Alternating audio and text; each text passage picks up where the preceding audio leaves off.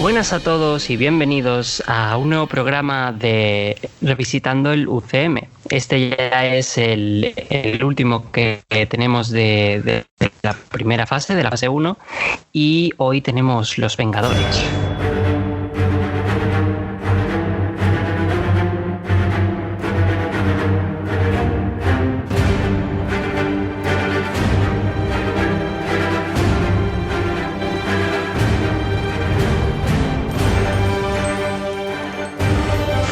Buenas a todos una semana más. Estamos aquí, como he dicho, para revisitar Los Vengadores. Ya terminamos la primera fase y hoy me acompaña de nuevo Daniel Molina, que Hola a todos, ¿qué tal?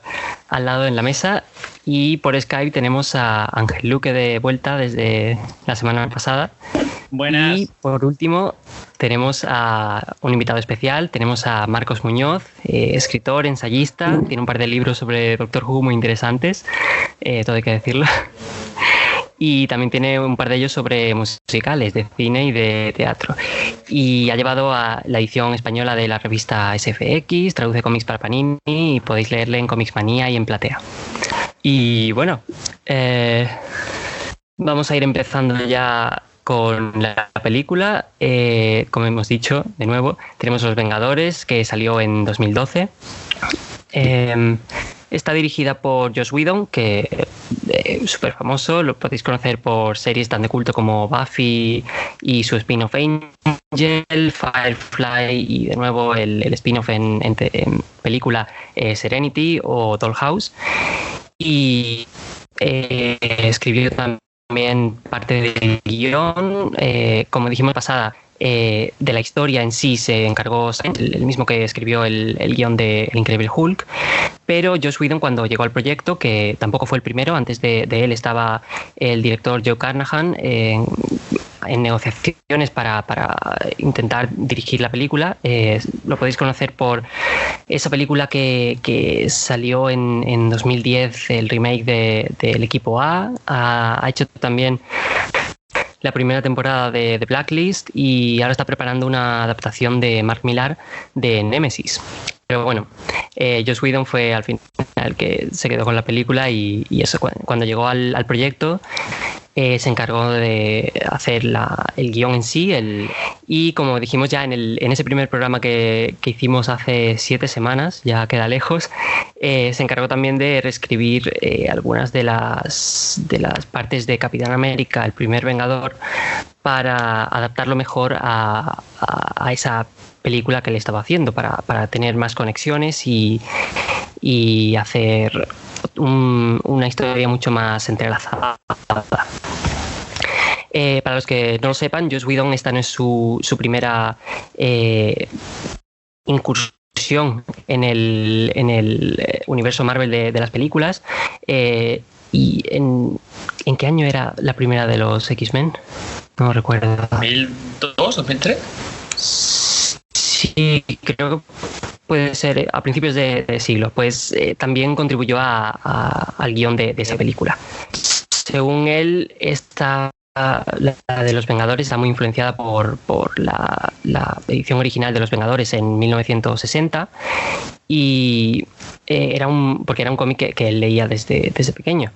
Pero a pesar de ello, el equipo no cuenta con miembros fundadores, que son Ant-Man y la Avispa, que aunque sí que había planes, como hemos mencionado ya alguna vez, con esa película de Edgar Wright, que al final no se pudo hacer, él siguió para adelante con estos personajes que se había decidido que iban a participar en el equipo. Sí, se barajó la idea de que estuviera Ant-Man, pero al final se descartó porque decían que ya eran demasiados personajes, mucha gente a darle protagonismo en una sola película y por eso se deshicieron de la idea original, para así centrarse en el resto y que no distribuir tanto los minutos y que al final el espectador se quedara corto de personajes. Y bueno, no es el único equipo de los cómics en los que tomó inspiración. También de nuevo sale aquí Mark Millar con los Ultimates. Joss Whedon también tomó alguna inspiración de ese universo alternativo de los cómics que hizo mella en algunos de los personajes en cuanto a su caracterización, en cuanto a los trajes, en cuanto a cómo interaccionan entre ellos. No sé si tenéis algo que comentar, Marcos, Ángel. Hombre, yo creo que si una cosa muy divertida es que si a Whedon le dicen hace 15 años que iba a meter las manos de rebote tanto en la película de los Vengadores como en la Liga de la Justicia, no se lo hubiera creído. Con mayor o menor éxito, pero sí. Yo creo que lo que hizo en las dos, no empeoró las películas. No, desde luego que no. Por decirlo de alguna manera. Y que Whedon ya tenía cierta experiencia con los superhéroes, porque antes ya había estrenado, si recordáis, aquella fantástica miniserie de 3 capítulos que se estrenó en internet del Dr. Horrible's Sing-Along Block, ¿sí? Que es un musical con un supervillano de protagonista. Con Nathan Fillion y Neil Patrick Harris. Correcto. Y también tuvo experiencia en la editorial, escribió historias tan famosas de los X-Men como Astonishing X-Men. Astonishing, sí. Llevo un rato pensando cómo se pronuncia. Bueno, inglés no es lo tuyo. Y bueno, eso, ya hemos mencionado al equipo, a los Vengadores, y la cosa es eso, que esta película fue un evento muy, muy grande, porque reunía a todos esos personajes que desde 2008 habían estado presentando en estas películas de la fase 1, los traía todos a una sola película, y esos mundos tan dispares que tienen cada uno por separado los hicieron funcionar como uno solo y eso, interactuando unos con otros y de forma muy, muy acertada, creo yo. Y la cosa es esa, que incluso con esa película que nosotros hemos metido en esta revisita en la primera fase, Capitana Marvel, sirve muy bien para presentar a todos estos personajes, para que ahora en esta película podamos entrar de lleno a los eventos que nos presentan.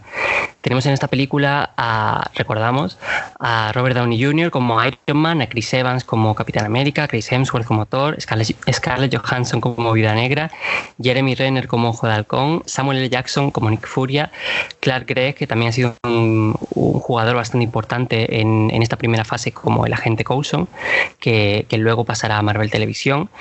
Tenemos de vuelta de la película de Thor a Erik Selvig, interpretado por Stellan Skarsgård, y tenemos al villano, a Tom Hiddleston como Loki. Sí que María Gil, eso es a lo que iba a llegar ahora. El único personaje principal que introducen nuevo es María Gil, interpretada por Cobie Smulders, que realmente yo creo que la conocemos, la llegamos a conocer por la involucración que tiene con S.H.I.E.L.D. y la relación que tiene con Furia. No nos hace falta mucha introducción porque vemos que Furia confía en ella y eso, vemos que es un personaje que está ahí para ayudar. Y lo que sí introducen nuevo también es a Mark Ruffalo como Bruce Banner. Reemplazan a Edward Norton, que lo interpretó en la película de 2008, el Increíble Hulk.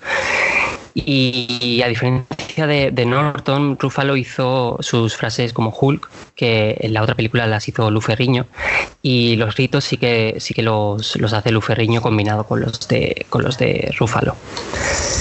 Y eso, como iba diciendo, la película nos pone en situación de forma directa, de forma perfecta, nos presenta el tercer acto que ya conocemos, que hemos visto en varias de las películas anteriores, una serie de personajes que ya conocemos, que lo tienen en su poder, que es S.H.I.E.L.D., y a partir de ahí todo fluye de forma bastante natural, creo yo, cómo se crean estos eventos, cómo se reúnen principalmente a estos 4 hombres para salvar la Tierra y los ponen en el helitransporte esperando lo mejor. Y ahora yo quiero preguntaros a vosotros, ¿creéis que fue un buen equipo? ¿Que los héroes a los que seleccionaron para formar parte de esta primera fase fueron los correctos? ¿Que estaba bien hecha esa elección? Hay un detalle importante, creo, en lo que estamos hablando, porque aparte del equipo principal de Capitán América, Hulk, Iron Man y Thor, hay dos factores muy importantes, yo creo, que en esta película, que son Ojo de Halcón y Viuda Negra, y que funcionan muy bien en una alineación de Vengadores que quizá no los hubieras elegido como primera elección, gracias a Thor. Thor, que es una película que en principio va a la suya, va a presentarte a los asgardianos y va de la historia de esa caída en desgracia. De repente, y por decisión, no sé si de Kenneth Branagh o de Kevin Feige o de quién fue detrás de todo eso, se convierte en una historia de presentación de S.H.I.E.L.D., que hasta ese momento, excepto en lo que aparece en Iron Man 2, bueno, es un decorado que está por ahí por detrás, pero realmente no acaba de hacer nada. En Iron Man 2 funciona muy bien la presentación de Viuda Negra, de manera que cuando tú la ves en Vengadores ya sabes de qué palo va este personaje, ya entiendes muy bien lo que es, y a Ojo de Halcón no te lo tienen que presentar tampoco porque lo has visto en Thor. Eso les permite ir directamente a la yugular con estos personajes en cuanto empiezan a aparecer en escena, que son dos personajes muy fuera de nivel en cuanto a nivel de poder con los demás, pero por su relación con S.H.I.E.L.D. son los que van a permitir que la trama vaya avanzando y de hecho al final llegan a ser incluso esenciales para poder resolver la historia. ¿Y crees que Furia dentro del universo los consideró a ellos dos, a Clint y a Natasha, como parte del equipo que le estaba preparando, de la iniciativa Vengadores? ¿O eran simplemente agentes que él había metido porque confiaba bastante en ellos y los tenía allí alrededor de él en el transporte? Yo no creo que para él sean Vengadores, o sea, Vengadores en el sentido de que no son personas extraordinarias, son agentes, ¿no? Sí. Pero necesita precisamente de ese tipo de personas alrededor para poder establecer de puente, de contacto, porque estos Vengadores no van por libre, son una iniciativa que parte de S.H.I.E.L.D., aunque luego se establezca un poquito fuera, ¿no? Nunca se han acabado de alejar demasiado de S.H.I.E.L.D., con lo cual yo creo que al principio es importante para poder tenerlos, no controlados, pero sí para que esos que saben operar en campo, más allá del Capitán América, que está un poquito oxidado el pobre, que están más al día de cómo funciona todo lo que están organizando, porque tienen que coordinar países, naves, ataques, etcétera, ¿no? Básicamente son como sus agentes internos dentro del equipo para mantenerlos a raya. Tenemos unos Vengadores que están muy militarizados de entrada, por ese origen a raíz de S.H.I.E.L.D., como ocurre en los Ultimate, ¿no? Y yo creo que en ese panorama la introducción de estos dos personajes es fantástica, porque funcionan muy bien como elemento humano dentro de unos personajes que están muy, muy por encima de los demás, y al mismo tiempo te permiten ver otro tipo de historias más allá de los dramas que se han establecido de cada uno de ellos, ¿no? Sí, también me pareció bien el meterlos aquí, porque son personajes que tú piensas en Marvel y no piensas en Ojo de Halcón en Viuda Negra. Si a lo mejor los hubieran introducido por solitario no habrían tenido éxito, pero al meter a gente de peso como son Hulk, Thor, Iron Man, Capitán América, aprovechas ese tirón que tiene y metes a otros que no son tan famosos para que se unan, y así el éxito de los peces gordos, por así decirlo, acompañe a los menos conocidos, y así, como tú sabes que vas a tener que meter gente más de a pie, menos famosa en algún momento, pues aprovechas este tirón que tienen ya los de antes para que estos se suman al carro y ya empiecen a ganar prestigio. Y también me pareció bien que pusieran como medio antagonista a Ojo de Halcón, porque en Thor apenas nos lo introdujeron. Aquí, al hacer los secuaz de Loki, le dieron peso y dijeron, este tío puede hacer cosas importantes con sus flechas, parece primitivo, pero le ponen esa punta de pólvora. Es una manera de mostrarte que es peligroso, sí. Exactamente. Pero además es un guiño muy inteligente, porque Ojo de Halcón en el cómic aparece primero como villano. Exacto, con lo cual es una gran manera de hacer ese guiño al... sí, ya sabemos que es un héroe, pero mira lo que podría ser. Exactamente, un tiraflechas también puede ser peligroso, porque tú pones a Hulk y pones al lado a Ojo de Halcón y te da la risa. Pero de la manera en que te lo presentas... Ya sabemos que mató a Hulk en el cómic. Pero claro, es eso, no hubiese destacado de haber estado junto a los otros miembros del equipo. Exactamente. Además, al verlo como villano nos permite conocer mucho mejor su relación con Natasha, que si no lo pones como un villano, dices, bueno, Natasha, ¿por qué le tiene tanto aprecio a Ojo de Halcón? Porque lo ve como un amigo de toda la vida, y por eso es la que está más implicada en intentar recuperar a Ojo de Halcón. Sí. A ver si ahora por fin con la película La Viuda Negra nos enteramos de lo que pasó en Budapest. Exactamente. Yo estaba pensando exactamente lo mismo. Yo creo que se mencionará, pero no sé si lo explorarán a fondo. Tienen que sacar algo por lo menos, aunque sea un par de escenas. Pero bueno, ahora que sacas la nueva película, precisamente por lo que has estado comentando tú, Dani, es por lo que no hemos tenido proyectos en los que ellos sean protagonistas hasta ahora, que ya se ha acabado básicamente este arco argumental de la saga del infinito, que en los que eran personajes principales porque los hemos visto desde el principio, básicamente. Entonces es una cosa considerable. También a modo de nostalgia, ha muerto Viuda Negra. Es la Viuda Negra. Hay un detalle muy bonito de la Viuda Negra en Vengadores, ahora visto en retrospectiva. La estaba viendo hace poco y si os fijáis en Vengadores dice 2 veces lo de que hay una marca roja en su expediente, una mancha roja en su expediente y que quiere limpiarla. Pero ahora fijaos dónde acaba la Viuda Negra, cuando acaba todo. ¿De qué color es esa gema? ¿Y qué hace para limpiar su expediente finalmente? Todas esas vidas que se había ido cargando a lo largo de sus misiones, que le recuerda a Loki, todo eso la lleva al camino final que toma en esa pelea, además, que tienen ella y Ojo de Halcón en Endgame. Sí, es una carga que la acompaña desde el principio. Sí, claro. Y aunque ya en Los Vengadores haga cosas heroicas, nunca se quita esa carga del todo hasta que se sacrifica por lo demás. Pasa también con Iron Man. En esta película se dicen cosas, hay un intercambio entre él y Steve que parece que se resuelve en esta misma película cuando el propio Iron Man se sacrifica y tal, pero que realmente el pago final de todo esto va a ir en Endgame.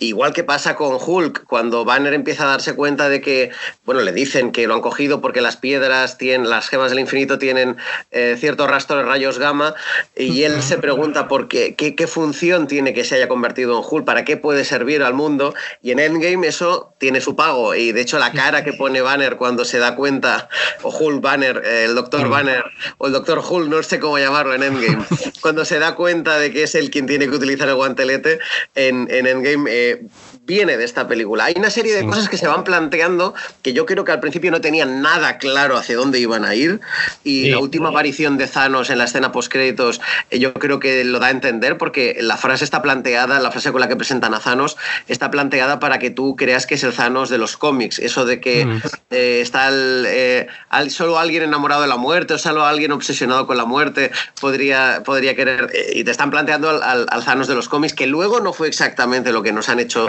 en las películas, pero porque yo creo que sencillamente este UCM se va improvisando. Yo creo que esto desde la primera película lo hemos ido viendo. En Iron Man, el Yo soy Iron Man, esto es cosa de Robert Downey Jr. y ha marcado muchas cosas que han venido después, ¿no? A ver, los mejores van improvisando sobre la marcha sobre lo que va ocurriendo y cómo se puede aprovechar mejor eso. Tú mismo lo sabes, el Doctor Who de Moffat ha sido improvisado desde el principio. Y yo creo que que las mejores cosas salen sabiendo adaptarte, a pesar de que si tienes los planes, te puedes adaptar a lo que va viniendo y saber, como por ejemplo hicieron luego cuando añadieron a Spider-Man a este universo, que las cosas que salen nuevas hay que saber meterlas dentro de tus planes, y yo creo que esta película y la evolución que ha tenido esta historia de estos personajes ha sido fruto de ello. A lo mejor no todo improvisado, pero no sabían muy bien qué camino tomar y han ido dejando pequeñas migas y dicen, bueno, pues ahora cojo este camino. Esta alternativa me ha gustado más, la dejé planteada aquí, voy a retomarla. O esta la comenté, pero no me ha gustado. La dejamos ahí olvidada como easter egg o como referencia, que siempre queda bien, y tiramos por otra alternativa. Eso, van dejando pequeñas puertas abiertas, y ya según vaya avanzando el mercado, la trama, la historia, los personajes, eligen qué camino tomar.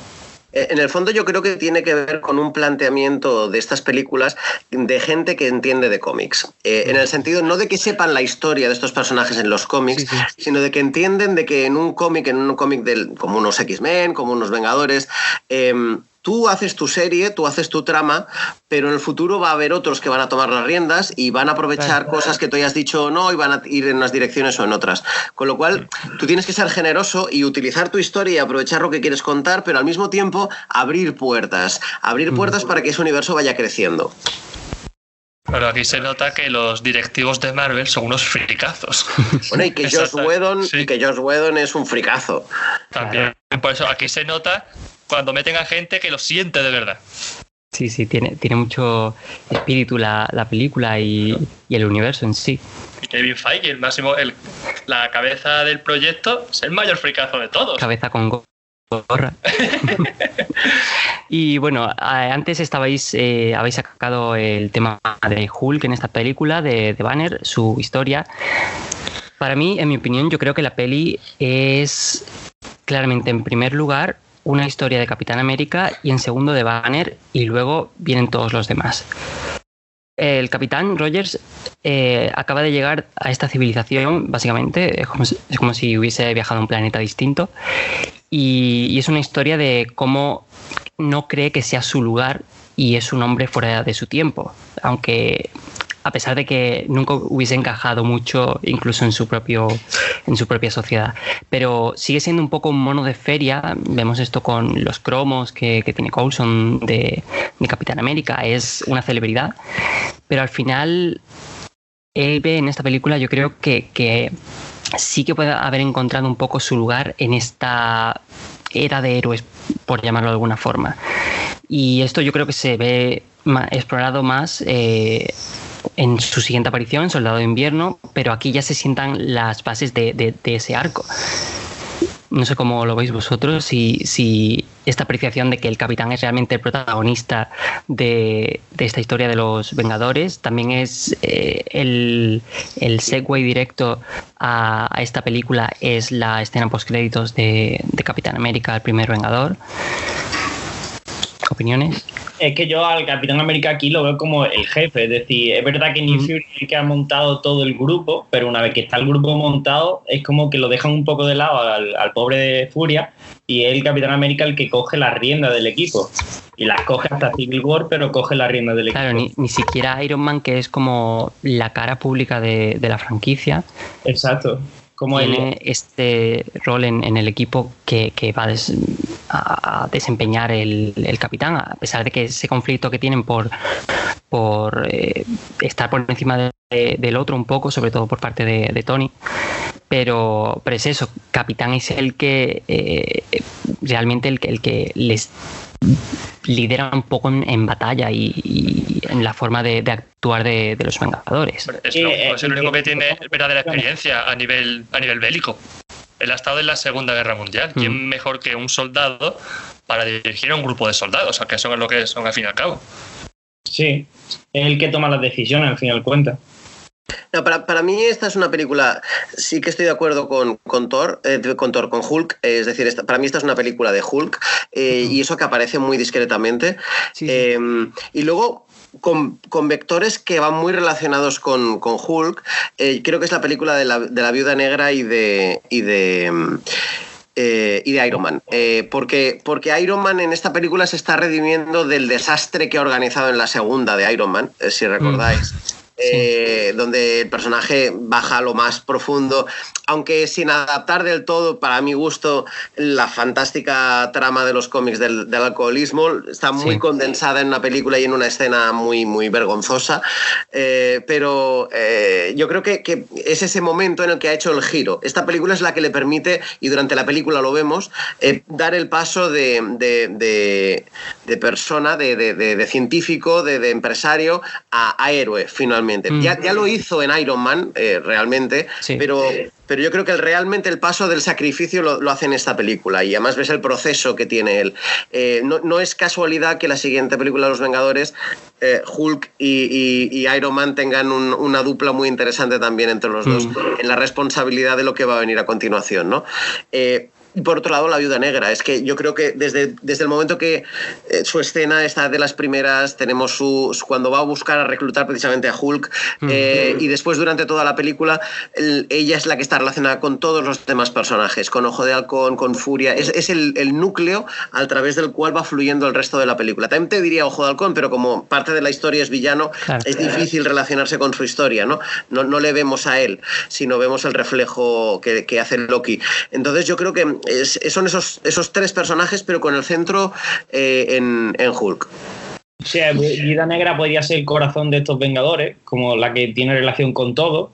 Tenía relación con Iron Man desde Iron Man 2. Cogen mucha estrecha relación con el Capi y luego se desarrollan en Soldado de Invierno. Soldado de Invierno, sí.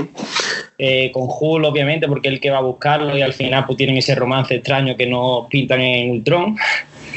Y es verdad que puede ser como el corazón o el centro de los Vengadores. Siendo el Capitán América la cabeza, en Viuda Negra puede ser el corazón de los Vengadores.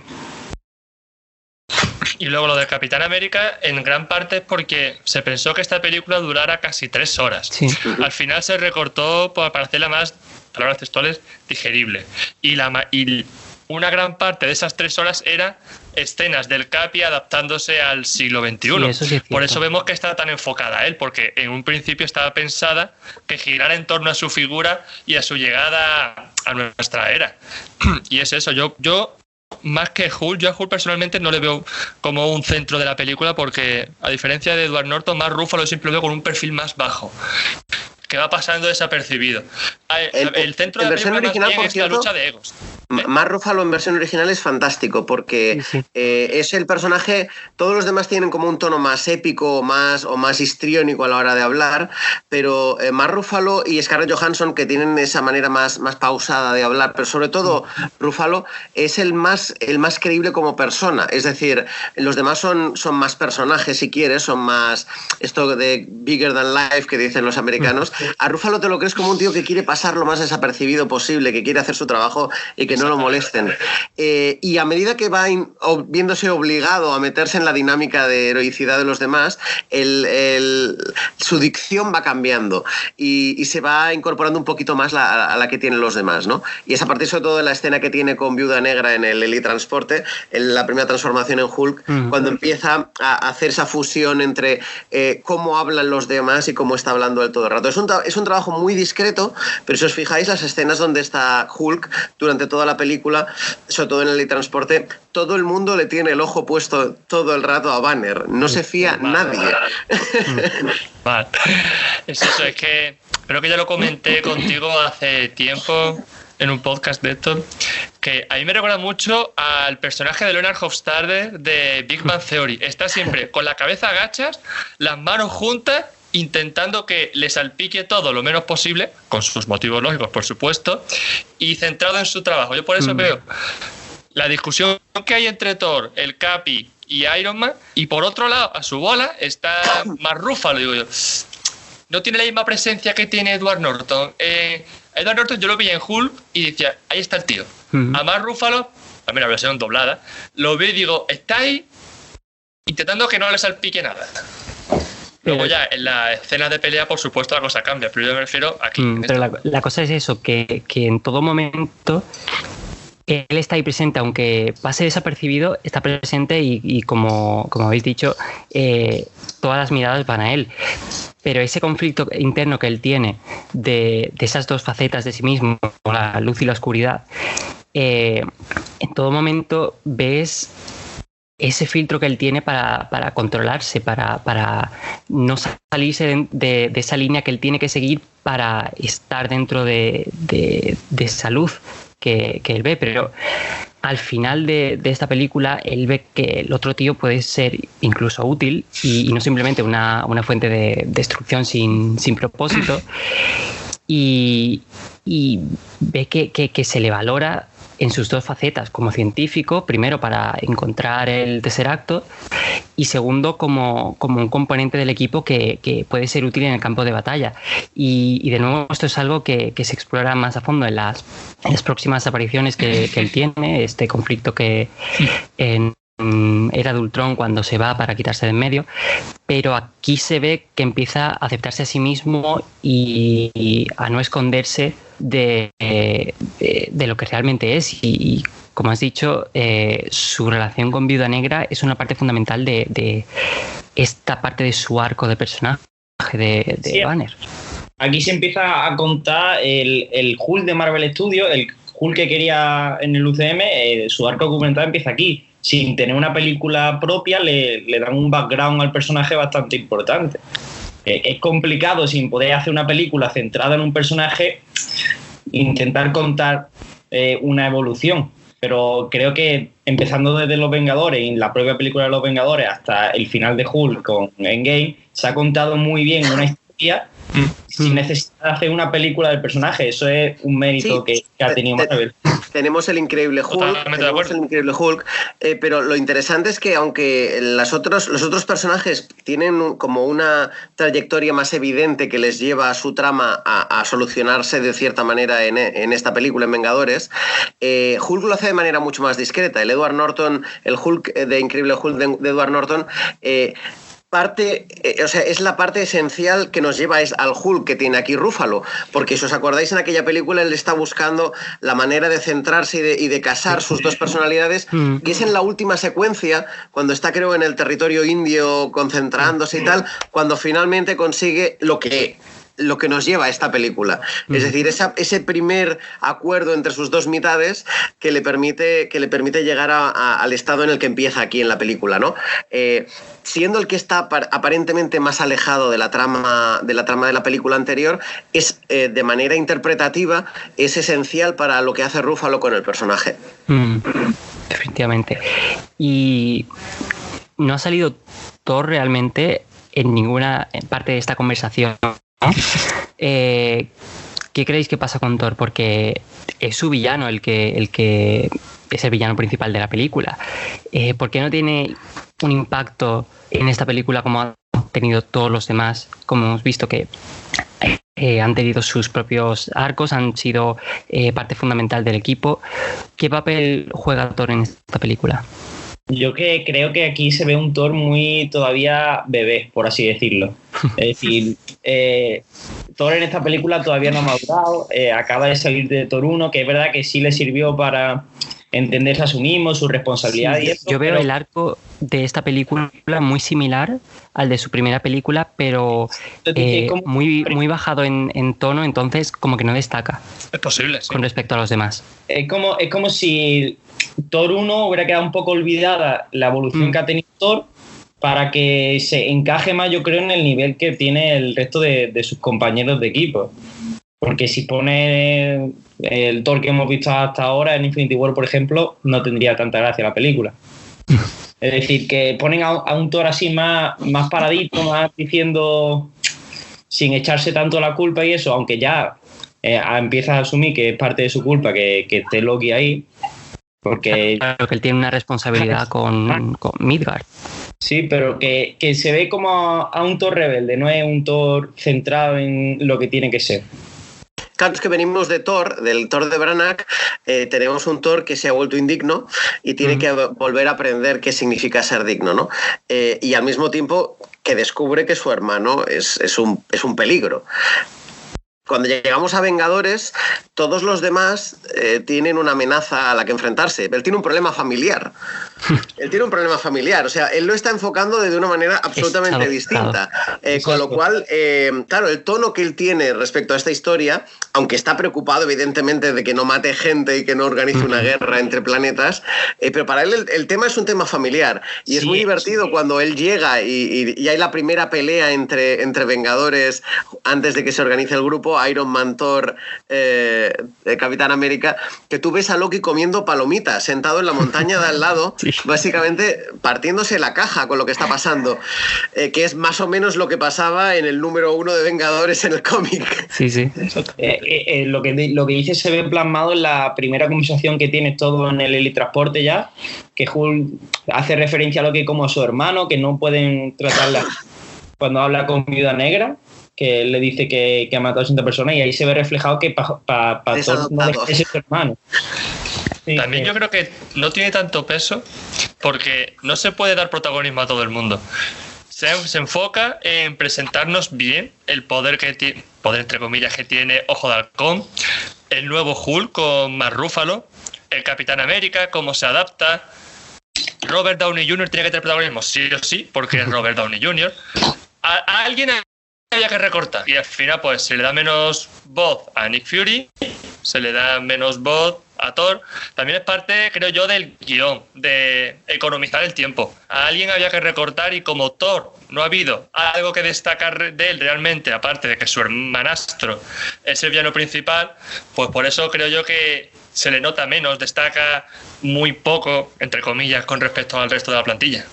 Hay un tema también yo creo que hay una inversión entre el nivel de poder del personaje y la cantidad de tiempo que nos dedica a él. Yo no sé si esto tiene que ver con la humanización de los personajes, ¿no? Los que son más cercanos al espectador, que pasemos más tiempo con ellos, o de equilibrio. Es decir, si tú usas mucho un personaje muy poderoso, la trama va a ser complicada que te dure mucho, porque si Thor con 2 rayos soluciona todo el tema, no necesitas a todos los demás. Con lo cual tiene que invertir, la balanza tiene que ir en sentido contrario. Los personajes, cuanto menos poderosos, necesitas tenerlos más agrupados o darles más tiempo a sus diálogos para que tengan más presencia, porque en el momento que sale Hulk, la batalla dura 2 telediarios. Tiene que estar Banner más tiempo, ¿no? Y lo mismo ocurre con los demás. El Capitán América organizando a los demás es una cosa. El Capitán América en pelea, pues pocos adversarios le van a durar mucho tiempo, ¿no? Y la cosa es esa, que la parte esa de Thor en el helitransporte. La nave, no te compliques.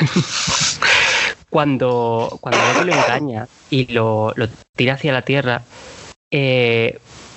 realmente ahí, cuando a todos los demás personajes estás viendo que están superando sus problemas que habían tenido y se están poniendo en marcha para ir a la batalla final, realmente a Thor, con esos planos que le hacen cuando se levanta de la tierra y coge el martillo,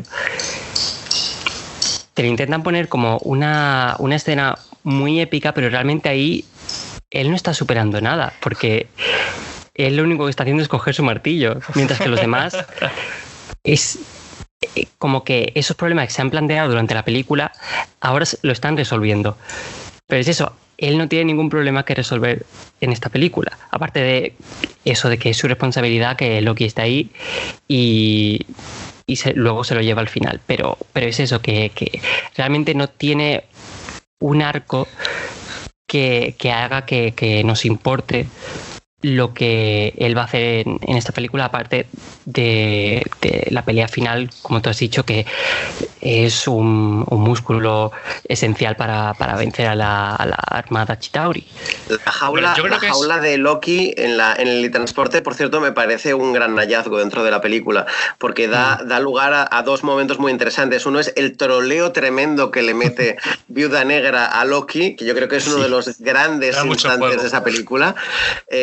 Y es donde te encuentras que poder, bueno, se puede medir de muchas maneras. Poder mentirle al dios de las mentiras es una clase de poder. Y por otra parte, tú estás todo el rato pensando que ahí va a acabar Hulk y ahí quien acaba es Thor. Lo cual es un giro de expectativas muy interesante dentro de la película. Que no esté Thor provoca una serie de problemas muy graves en el transporte, en el resto de la batalla. Lo cual es bastante también interesante a la hora de plantear los escollos a los que se tienen que enfrentar los héroes dentro de la historia, ¿no? Tienes que disponer de los personajes más potentes para que los demás tengan apuros. Y eso es lo que decíamos. Yo creo que por eso Thor está un poquito, a propósito, apartado del foco principal para que los demás puedan brillar y podamos tener la secuencia de Iron Man en el rotor y podamos tener a Viuda Negra y Maria Hill repartiendo estopa dentro del helitransporte, ¿no? Y el propio Nick Fury, que aquí también lo vemos disparando y incluso a Coulson. La tragedia de Coulson no la tendríamos si hubiera estado donde tenía que estar Thor, ¿no? Claro. Entonces todo eso es un drama que se genera a través de Thor, que aunque no está directamente involucrado, sí que le lleva a que la ausencia de Thor provoca problemas y que esto va a mejorar el personaje a la larga. Se utilizaría, yo creo, incluso más que como personaje en esta película, como un MacGuffin, en ese sentido, de que en parte sí. Es su ausencia lo que crea el drama y no su propio personaje, claro, lo que hace que... Perdón, Ángel, te he cortado. Es una fórmula que han repetido luego en las siguientes películas de Vengadores también. Con Capitana Marvel, por ejemplo. Con Capitana Marvel que la apartan y con Thor en Infinity War que lo apartan. Infinity War. Incluso en la era de Ultron a Thor se lo quitan de en medio durante un trozo grande de la película. También es verdad que lo mandan a buscar respuestas. Y también, que luego de nuevo, en Ultron acaba siendo el detonante final de la victoria, ¿no? Claro. Pero eso también nos lleva a considerar si en estas películas de muchos héroes están los guionistas teniendo problemas a la hora de encontrar tareas para todos ellos. Es decir, es difícil escribir para un grupo en el que tengas, pongo por ejemplo, a Puño de Hierro y a Thor. Es decir, o tienes ninjas o tienes a Ultron, pero es difícil combinar las dos amenazas a la vez, ¿no? Y es complicado escribir este tipo de grupos. Sí, con lo que habéis dicho de que la escena en la que Thor cae de la celda y recoge el martillo, yo creo que pierde epicidad, el protagonismo, porque está solo. Vemos que los demás brillan porque Iron Man y el Capi entierran el hacha de guerra, dejan a un lado sus egos y dicen: vamos a olvidar las tonterías, vamos a unirnos y a centrarnos en la amenaza real. Ellos dos tienen ese diálogo. Por su parte, Viuda Negra lo tiene con Ojo de Halcón. Le cura, le sana, le dice: tranquilo, esto no es culpa tuya, te han controlado. Más Ruffalo, Hulk a su manera lo tiene con el Vigilante, pero Thor es que está solo, no tiene un compañero, por así decirlo, que haga que todos brillen a la vez. Si llegan a estar a lo mejor Iron Man, el Capi y Thor juntos y dicen: enterremos el hacha de guerra los tres, a lo mejor ahí Thor cogiendo el martillo y decir: vamos a por ellos, eso hubiese quedado mucho mejor que él solo ahí en mitad del campo. Pero ahí volvemos a lo que... Perdón, habla. Que también puede ser que dentro de este grupo de Vengadores, Thor es el menos humano de todos. Es decir, Capitán América fue hombre antes de ser el superhombre. Iron Man no deja de ser un hombre dentro de una armadura, muy listo, pero un hombre dentro de una armadura. Viuda Negra y Ojo de Halcón son personas normales. Y luego Hulk está acostumbrado a ser Bruce Banner, no está acostumbrado a ser Hulk. Es decir, Thor es el menos humano de todos, y es como que esa parte divina que él tiene, pues como que puede que lo aísle un poco de los demás, en el sentido de los problemas mundanos que pueden tener los... Claro, eso es lo que yo quería decir, que volviendo a lo que había dicho Marcos antes, de que para él es simplemente un problema familiar, yo creo que él... En esta película, o por lo menos durante gran parte de la película, él no se siente como parte del equipo, él no es un vengador, él es realmente el protector de Midgard y va ahí en una misión.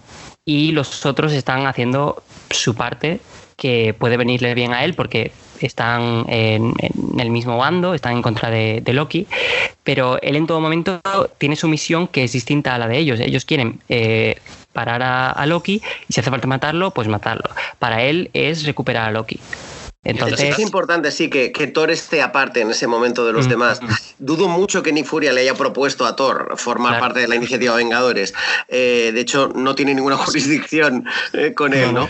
Y al mismo tiempo, claro, es también lo que creo que lo habéis mencionado. Todo tiene que ver también con el arco de Thor a lo largo de sus películas, de la importancia de la familia, de lo solo que está en la Tierra, y de cómo poco a poco, película a película, va perdiendo a todos los miembros de su familia. Entonces, cada vez que pierde a uno es un drama para él. Aquí está empezando a perder a Loki, que seguirá más adelante, pero poco a poco en las demás películas le va pasando, lo que nos lleva a lo que le ocurre en Infinity War, y que da el detonante a ese Thor deprimido del principio de Endgame, pero que viene relacionado con todo lo que ocurre en esta película también, con su familia, y que yo creo que es uno de los grandes motores del personaje, más que los amigos, es la familia. Y por eso es normal que esté solo en este momento, en un momento de estrechar lazos de amistad, porque él no forma parte de distintas. Claro. Lo uno son el equipo de los Vengadores y él es eso, su familia. Entonces, como que no entra en conflicto, pero esas dos tramas no se llegan a combinar de forma totalmente orgánica. También puede ser que para Thor el resto sean... Es decir, no soy nada comparado conmigo, porque Thor siempre ha sido un poco chulito y se cree siempre muy superior, y puede que, aunque al principio de conocer a los Vengadores, no te digo ahora cuando ha acabado la saga del infinito, al principio de la saga del infinito, a los demás los vería como diciendo que estos son obstáculos o me pueden ser de ayuda, pero yo soy muy superior a ellos. Es decir, no. A ver, claro, para eso sirve. En la escena del cetro lo dice. en la escena del cetro, cuando todos están siendo influidos por el cetro de Loki, hay un momento que el Thor dice algo del estilo de que son hormigas comparados con ellos. Una frase que había dicho el propio Loki antes, ¿no? Lo de la bota y la hormiga. Pero cuando están todos siendo influidos, que en parte están todos más irascibles y más agresivos, pero en parte también están diciendo lo que piensan sin los filtros de la corrección, ¿no? Y lo que dice cada uno yo creo que es muy interesante, porque te está dando las claves de lo que va a ser Civil War después, de lo que va a ser Ultron también, por esa inteligencia exacerbada que cree que le da derecho a más cosas Stark. Cada uno está planteando sus partes más vulnerables, o si quieres sus peores partes, que van a ser detonantes de muchas cosas. Por eso yo creo que lo que dice cada uno bajo la influencia del cetro en esa escena es importante. Y en el caso de Thor es eso, dice lo que tú mencionabas, ¿no? Que ve como críos a los humanos comparado con lo que son los asgardianos. Y bueno, eso, lo que estaba diciendo Ángel, que la batalla esta que tienen, que ya hemos mencionado antes en algún momento, los tres, la Trinidad, como se les suele conocer, Capitán, Thor y Iron Man, yo creo que sirve un poco para eso, para que a nivel de poder, que se les baja un poco los humos a todos, sobre todo a Thor, que es el que está un poco fuera del equipo, a pesar de que luego tengamos esa escena que va otra vez a enfrentarlos, esta vez de forma dramática, más que de acción pura y dura. Pero eso, ya desde esta escena se está poniendo a Thor en un punto en el que, a pesar de que él se cree superior, esta gente que está en Midgard tiene un nivel de poder que puede con él en ese momento. Luego tendremos al Thor de Ragnarok, que nadie puede con ese Thor, pero bueno. Pero aquí también se ve que Thor al primer Vengador que empieza más a respetar y lo coge como alguien que dice, bueno, sigue siendo una hormiga, pero no es la hormiga que son todos, es Hulk. Cuando se pelea con él, ya es como que empieza a cogerle un poco más de respeto al personaje. No es el mismo respeto que le tiene a Iron Man y a Capitán América. A raíz de la pelea que tienen en el libre transporte, es cuando Thor dice, hostia, Hulk, hay que tenerle cuidado, Hulk no es el mismo que los demás. Claro, en los códigos que se mueve, yo creo, Thor, Capitán América es un soldado, Thor es un guerrero, que es distinto y tiene unos códigos diferentes. Y Hulk tiene más que ver con ese entorno fantástico, es más un troll, ¿no? Tiene más que ver con un gigante de hielo, con un gigante de fuego, que no con estos humanos, con estos puny humans, como dice Hulk, ¿no? Entonces, son los dos que tienen ese toque exterior, tocados por algo diferente o con una relación aún más fuera de lo humano, que yo creo que es lo que los pone en contacto y lo que al final acaba haciendo que funcione bien su contacto luego en Ragnarok. Claro. Es decir, aquí se crean todas las relaciones que luego van a ser importantes en el resto de la saga del infinito. Es decir, se ve la relación de Viuda Negra con el Capitán América, de Ojo de Halcón con todo el conjunto, de Iron Man con el Capi, que luego desemboca en Civil War, la relación de, como te has dicho, de Hulk con Thor, que en Ragnarok funciona muy bien. Es decir, que es la base para que conozcamos cómo van a interactuar en el futuro estos personajes.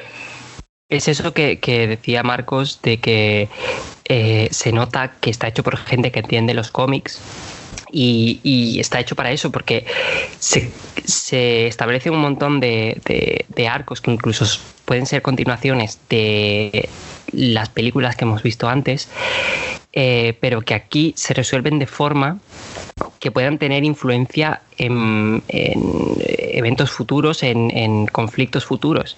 Y la verdad es que eso, que está muy bien como una historia contenida, pero con impacto en el futuro de todo el UCM.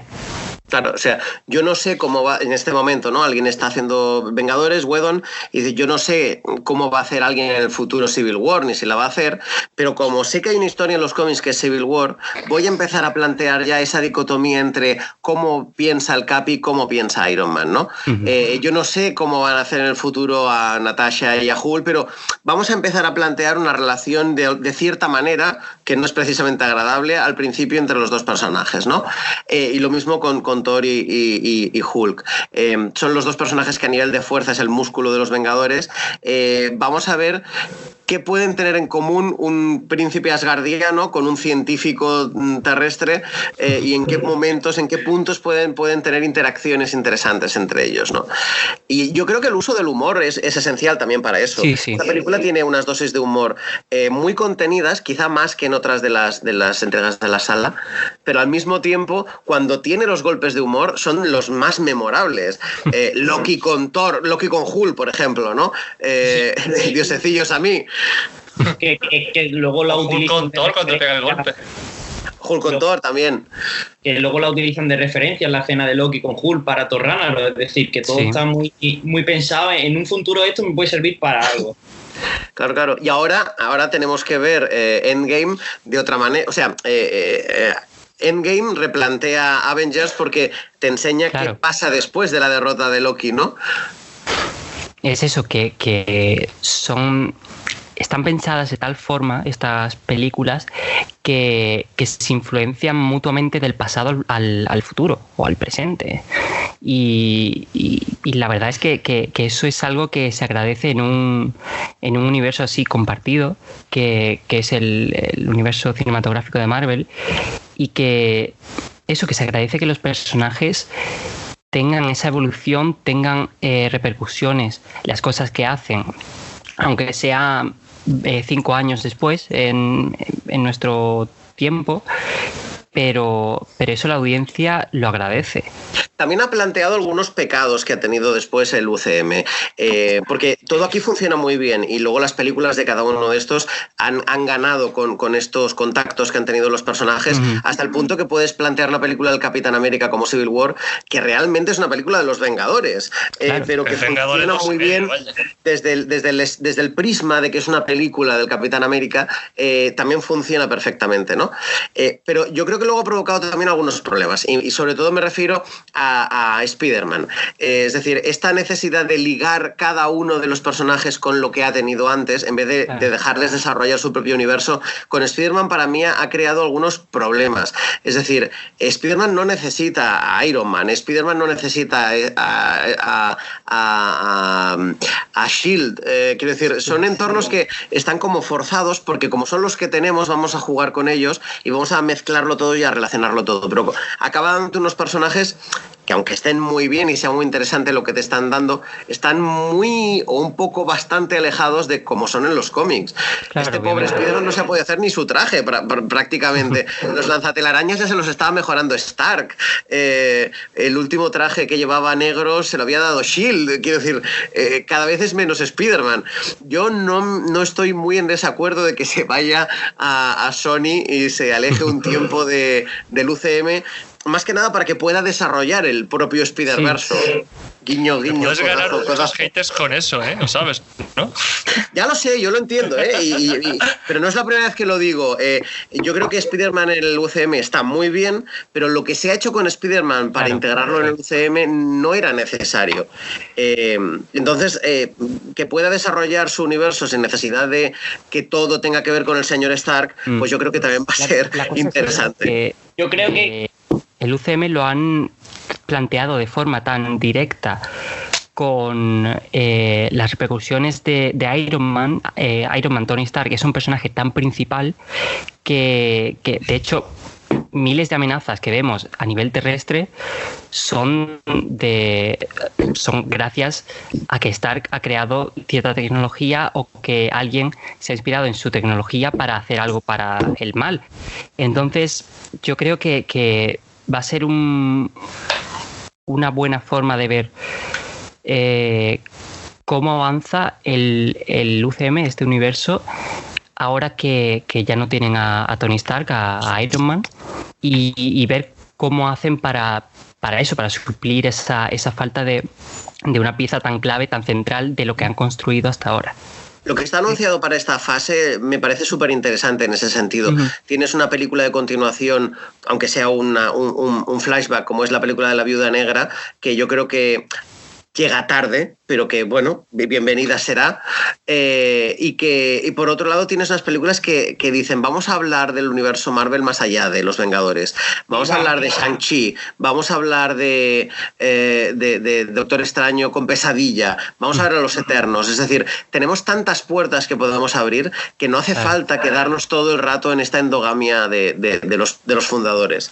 Ahora lo que va a hacer Marvel es expandirse, es decir, abrir nuevos caminos. Y en cuanto a lo que has comentado antes, es lo que hablamos la semana pasada con el Hulk que comentamos en el programa de Hulk. Es decir, Marvel no, aunque se base en los cómics, ha hecho los personajes de su universo, no ha cogido del cómic. Es decir, a Hulk la ha adaptado para meterlo en el UCM, a Spider-Man lo ha adaptado, lo ha cambiado lo que le ha dado la gana para meterlo en el UCM también, y lo que ha hecho es que los personajes sean más suyos que lo que viene de base del cómic. Es decir, claro, a gente le gustará, a gente no, pero lo que ha hecho es hacer el Spider-Man del UCM y Hulk del UCM, no es el Hulk del cómic o el Spider-Man del cómic. Claro, pero fijaros que lo que hemos tenido, por ejemplo, es un Spider-Man que todo lo técnico que tiene del personaje de inventor ha quedado muy diluido. Lo hemos visto en un par de escenas, mejorando el adhesivo en Homecoming, en la nueva prácticamente nada, lo poco que toca el proyector holográfico.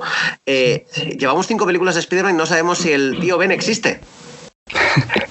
Tenemos una referencia, o sea, algo tan en la maleta que se lleva. El tío Ben de este Spider-Man podría ser el señor Stark tranquilamente, ¿no? Porque no sabemos si existe no sabemos ni si le picó una araña, para empezar. Pues sí. Bueno, se supone que el tío Ben es happy, ¿no? En Homecoming deja caer que sí le picó una araña. Sí, pero sobre todo lo del tío Ben me parece una cosa curiosa. Sí, está, como han dicho, bueno, ya no hemos cansado de que Spider-Man se le muera al tío Ben, pues vamos a matarle al señor Stark. Vamos a matarle a otras personas. Como Thor, se le muere todo. No ha perdido aún suficientes padres este hombre. ¿Qué escena destacaríais vosotros de esta película? Porque para mí es una de la primera fase, puede ser la película que tenga mejores escenas de tanto de acción como de relación de los personajes. Interacción entre personajes. Hombre, de hecho, para mí es mi película favorita de todo Marvel, vaya, es la que más cariño le tengo. La gente dirá Endgame, Infinity War, son buenísimos. Para mí, Vengadores 1 es como lo gordo, mi favorita de todas. La gente dice Iron Man 1 es como la piedra que lo empezó todo, pero para mí Vengadores es la primera montaña construida. Luego está Endgame, que es como el Everest, y forman la cordillera, que es todo el mundo Marvel, pero para mí Vengadores es la primera gran cima que logra Kevin Feige con este universo. Y escena favorita, para mí cuando Thor y Hulk pelean encima de la ballena esta Chitauri, que no sé cómo se llama, que al final que acaba con el famoso puñetazo, es con lo que yo me quedo es mi parte favorita, vaya. Esa escena de pelea, de combinación entre los dos, me encantó. Para mí de las interpretativas, ya os lo he dicho, el troleo de Natasha a Loki es una gran escena por parte de los dos, cómo empieza y cómo acaba esa escena. Y de lucha o de acción, yo creo que todas las 2 escenas rotatorias de la pelea de Nueva York, la primera que se ve a los Vengadores en el suelo, y luego sobre todo la que más me gusta es cuando se ve a cada uno qué está haciendo durante el combate en un plano rotatorio. Me parece fantástico, es el momento en el que estoy viendo el TVO. Eso es una splash page convertida en una película. Sí. Si eso fue una obra de arte, como pasan uno por uno, pero sin cortes, todo de manera continua, pi. Eso es muy difícil de conseguir sin que desentone. Para mí es una de las cimas de convertir el cómic en película, de entender los 2 idiomas, coger lo bueno que tienen, coger la simbología que tienen dentro del uno del otro y adaptarlo al medio en el que estás trabajando. Es uno de los grandes momentos de estas películas del UCM. Pues yo voy a coger otra escena con Loki, la que tiene en la cima de la Torre Stark, la Torre de los Vengadores, no sé si había cambiado ya de nombre en ese momento, pero bueno. Cuando queda solo la A. Sí. Que es a raíz de esta película cuando cambia el nombre. Sí, cierto. Pues la escena que tienen Loki y Tony Stark, en la que se menciona ahí el eslogan de los cómics de los Vengadores, Earth's Mightiest Heroes. ¿Cómo? Earth's Mightiest Heroes. Y no sé, me parece una declaración de intenciones por parte de Tony, pero no solo de él, sino de toda lo que significa los Vengadores y lo que va a pasar en las siguientes películas, muy, muy poderosa y que tiene mucho sentido y mucho peso en el universo. Porque es cuando se deciden a tomar ese papel que Nick Fury los había estado preparando para tomar, de eso, los héroes más poderosos del planeta. Ahora que mencionabas el cambio de nombre. ¿Esto es un Hulk? ¿Perdón?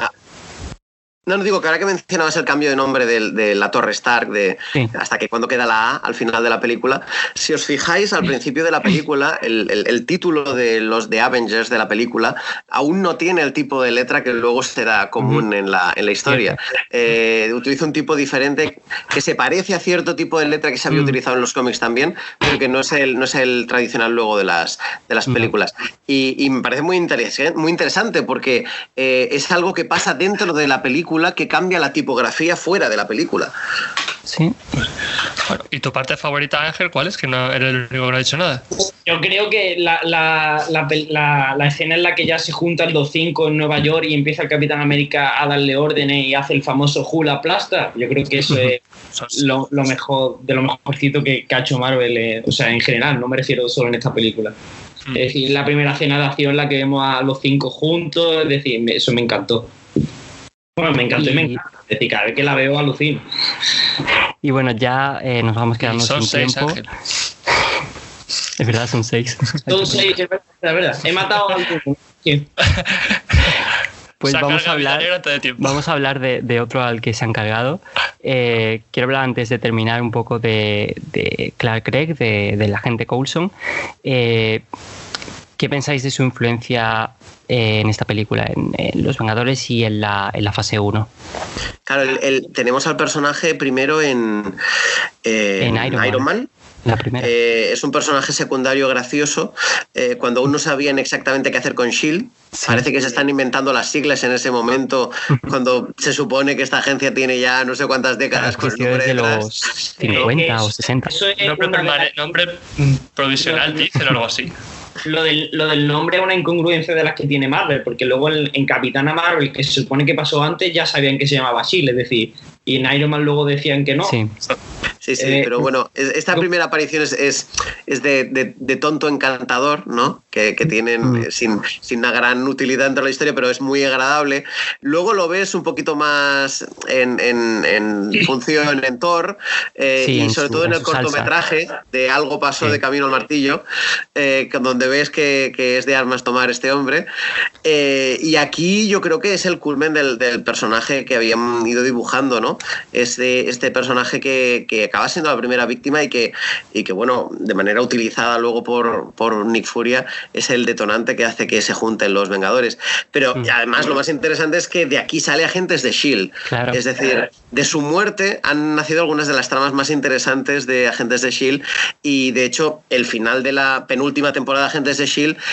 es el que cierra el ciclo que se ha abierto con su muerte en esta película. Alerta de spoiler. Con lo cual es muy interesante todo lo que se ha ido desarrollando a la par en el universo televisivo Marvel, gracias a este hombre, a Clark Gregg. Ahí es a donde quería ir ahora. ¿Qué opináis de que se haya como dejado de lado esa muerte que tuvo los Vengadores para revivirlo y hacer una serie con él como un personaje principal? No sé, es decir, es que yo como la serie no la he visto, entonces... Una resurrección en Marvel ya viene, o sea, la carta ya te la dan cuando tú llegas, ¿no? Te dan la carta de la resurrección y la juegas y, bueno, a veces la recuperas, ¿no? En el caso de estos, no solamente aprovechan al personaje para hacer una serie muy divertida y muy interesante, y muy Marvel, en algunas cosas lo más Marvel que ha hecho Marvel está en Agentes de S.H.I.E.L.D. Definitivamente. Sino que al mismo tiempo... es que luego es una parte muy importante de la trama. ¿Por qué ha vuelto este hombre? Y de qué manera. Y tiene que ver con tramas que van avanzando luego en la serie y que se arrastran hasta la penúltima temporada prácticamente. Sí. Entonces, yo creo que esto es lo que dicen siempre en los cómics. No hay errores de guión, es decir, no hay errores. Lo que hay son historias que aún no has contado. Si tú quieres cambiar algo y alguien ha dicho este estaba muerto, ¿cómo es que ha salido otra vez? Es que hay una historia que no te he contado. Sí. Y además es eso, que Clark Gregg es un actor que lo da todo por este universo porque lo ama desde muy joven y ha leído cómics siempre. Y además se ve eso en la serie, que él está haciendo eso porque le gusta y porque realmente vive ese personaje que han creado para él y que luego incluso han insertado en los cómics. Sí, sí. Entonces yo creo que, aunque hay gente que diga eso, que es un poco menospreciar la muerte que tuvo en esta película, para mí yo creo que es un monumento a esa afición, a esa que tiene Clark Gregg, pasión, que tiene Clark Gregg por este mundo, por este universo, y que incluso en esta última temporada, incluso a pesar de que el arco de este personaje, de Coulson, se haya cerrado, él ha dirigido episodios, ha estado muy involucrado con la concepción de esta nueva historia que han planteado, y se nota eso, que se lo pasa muy bien haciendo estas cosas, y la verdad es que me alegra que le hayan dado esta oportunidad de poder hacer su sueño realidad. Pero eso de que la muerte la hayan menospreciado al darlo luego por vivo en la serie, yo creo que, claro, el planteamiento es diferente, es que no es un héroe. La muerte de un héroe, ¿no? La desvirtualizas y luego dices, no estaba muerto, estaba de parranda. Pero aquí pasa como lo que dicen de Nick Fury en la película, en Vengadores, es que no es un soldado ni es un héroe, es un espía. Es un espía. Y a un espía darlo por muerto para que pueda operar mejor es una de las clásicas del género, con lo cual yo creo que es muy interesante. Y luego además lo mezclas con la trama de ciencia ficción que le ponen detrás al pobre personaje y dices que no me resuciten si me tienen que hacer esto. Y que además que muchas veces ese tipo de opiniones viene de gente que no ha visto la serie, que no le ha dado la oportunidad que se merece, porque es una serie muy, muy divertida. Se lo recomiendo a todo el mundo. La tenéis en Prime, la tenéis en Netflix, no sé si en HBO también ha caído. Mirad Agentes de S.H.I.E.L.D. porque solo con la primera temporada, y además con un final que tiene un contacto muy interesante con Vengadores. La primera mitad de la temporada se puede hacer un poco pesada, pero la segunda mitad... Pero una vez tienes establecido a todo el mundo, es fantástica. Y a partir de ahí, cada temporada va en paralelo con alguna de las grandes películas de Marvel o de los grandes eventos. Con lo cual la vais a disfrutar si ya habéis visto el UCM. Claro. Y bueno, ya para terminar, me gustaría hablar un poco de la repercusión que ha tenido esta película. Personalmente, para mí, fue la primera que vi en el cine del UCM. De hecho, me preparé exhaustivamente para ir a verla. Me vi todas las películas que habían salido antes, los cortos, los one shots, y la verdad es que la disfruté bastante, y eso, que era algo fascinante que realmente nunca se había llevado a estos límites, eso de unir a personajes que habíamos visto explorados en otras películas a una sola, y unir esos mundos tan particulares, tan minuciosos que se habían creado para ellos, y que colisionaran todos. Entonces, vosotros, ¿cómo vivisteis este momento? Hombre, repercusión. Pregúntale a los vendedores de shawarma si tuvo repercusión o no esta película. Que subieron las ventas un 80% en ciertas ciudades. Bueno, ya fuera broma, sí. Yo creo que esta película fue el boom que hizo que la gente se interesara de verdad por Marvel. Sí. Hasta entonces todo el mundo sabía quién era Iron Man, quién era el Capitán América, quién era Thor, quién era Hulk, sobre todo por el tema de la serie. Pero creo que aquí empezó realmente la expansión. Lo que hemos dicho antes fue la primera montaña. De hecho, fue la tercera película en su momento con mayor recaudación de la historia, detrás de Titanic y de Avatar. De hecho, el epíteto de Capitán América, el primer Vengador, yo creo que fue precisamente para poder para vincularlo a esta película en concreto. Claro, sin duda.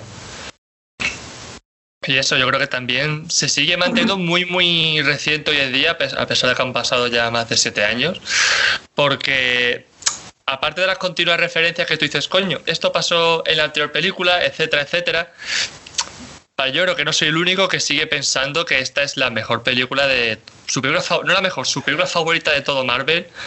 Por eso, porque es la primera vez que nos vemos a todos juntos y la recordamos con mucha nostalgia. Y tú, Marcos, nosotros éramos unos nacuajos cuando salió esta película, pero tú tenías ya una experiencia en los cómics. Yo creo que la primera película de superhéroes que vi en el cine creo que fue el estreno de Superman 2, o sea que calcula. Sí. En fila 1, no sé por qué nos pusieron ahí mis padres. De cuello. Sí. Además, en aquella época la fila 1 era pegada a la pantalla. Pero, a ver, para mí esta película es interesante, todo el culmen de todo lo que se había ido haciendo antes. Yo sí que había ido viendo las películas anteriores, pero de todas maneras mi favorita de la fase 1 sigue siendo Capitán América. Para mí es la película más redonda y además es la primera película que estira el género de superhéroes, que intenta decir, vale, una película de superhéroes puede ser muchas cosas. Entonces es la película que dice, puede ser una película de época, puede ser una película de guerra, y además es un tributo a cómo empezó todo esto de Marvel y compañía, ¿no? Con lo cual, además está muy bien hecha, está hecha con muy buen gusto y es un tipo de película que casi ya no se hace, está muy hecho a la clásica y eso contrasta mucho con lo que luego se hace en el resto de películas que son mucho más modernas, ¿no? Para mí la mejor de toda la primera fase es Capitán América, aunque entiendo precisamente por lo que a mí me gusta que no le gusta a otras personas, y sí que es verdad que la ocasión de ver por fin a estos personajes juntos es culminar lo que nos preguntábamos cada vez que veíamos una película de Superman o Batman, que diciendo, bueno, ¿y el resto dónde están? ¿No? Lo más cercano, por cierto, lo habíamos tenido en Batman y Robin, que por muy denostada que sea esa película, hay un momento que Batman dice, ahora entiendo por qué Superman trabaja solo. Eso es lo más cercano que habíamos tenido en un universo compartido hasta el momento, si olvidamos, y es olvidable, los desafíos de los superamigos que había habido en los 70 en televisión de mano de DC. Bueno, es verdad, la serie que hubo de Hulk y Thor juntos también. Hubo película, también una con Daredevil. Oh, ¿de verdad? Esas películas para televisión de Hulk. Y ya, ahora sí, para terminar, ese momento de ver a Thanos al final de la película, ¿cómo fue? ¿Qué esperabais ver después de eso? Cuando vi ese momento es cuando me di cuenta de que iba a ser mucho más grande. Es decir, que no era... Vengadores no era un final, por así decirlo, sino que era el principio de algo muchísimo más grande. Es decir, yo no conocía al personaje de los cómics, pero sí decía, hostia, este tío va a llegar el momento que va a partir la pana. Y al final, pues parte la pana. Te la valía. Básicamente como el final de Iron Man 1, cuando Nick Furia llega y le dice, vas a entrar en un universo mucho más grande ahora, a partir de ahora. Sí, Ángel, ¿qué iba a decir? Sí, que... Claro, al final de Iron Man tienes esa apertura de fronteras, ¿no? Que te dice, no estás solo. Y aquí al final de Vengadores, ¿cómo amplías el mundo? Si ya los has juntado a todos, ¿no? Pues tienes que decir, no, esto va a ir a más, esto va a ir a lo grande. Y además que es la primera película que nos enseña, quitando Thor, que nos enseña a Asgard, es la primera película que nos enseña que hay vida más allá de la Tierra. De la Tierra. La primera. Es verdad que además enseña a Asgard, pero nos enseña Asgard y la Tierra, no nos enseña... Claro, decir, hostia, hay cosas ahí fuera. Tenemos que partir de que el lector de cómics, cuando ve el cubo cósmico o cuando ve el Tesseracto, piensa en el cubo cósmico y piensa en una cosa muy diferente de una piedra del infinito, ¿no? Claro. De una gema del infinito. Cuando aparece Thanos al final de la película y ves que todo está orquestado por él, que era él a quien le interesa el Tesseract, es cuando empiezas a ver todas estas cositas brillantes que están saliendo. ¿Es lo que yo creo que es? ¿O están jugando con mis expectativas como lector de cómic y esto va en otra dirección? Y es cuando empiezas a pensar que todo esto va, no es exactamente lo que tú has estado viendo, sino que es otra historia distinta. Y es un juego fantástico. Es el repóker de ases al final de la película. Sí, bueno, que en esta película Thanos es interpretado por